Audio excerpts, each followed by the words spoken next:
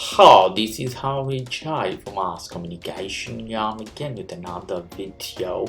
In this one, I'm going to show you if you don't want your Macintosh HD visible on your desktop, you want to make it disappear, you don't want to see it anymore here. If you do something from here, it's not a good idea to do anything from here.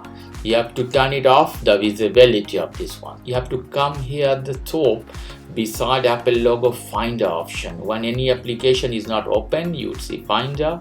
Hit that one, hit Preferences button. Here you can see hard disk, external disks, CD, DVD, iPad, anything other thing visible on your desktop. I hit this one to turn it off. You see Macintosh hard drive is disappear. I hit, it's back. So turn it off. So this is the way you can turn it off. It will not visible more at your desktop. So this is the way you can make disappear your Macintosh HD from your desktop. Okay guys, if you like this video, please do subscribe to my channel. If you like this segment, please give me a thumbs up. Take care till then. Bye.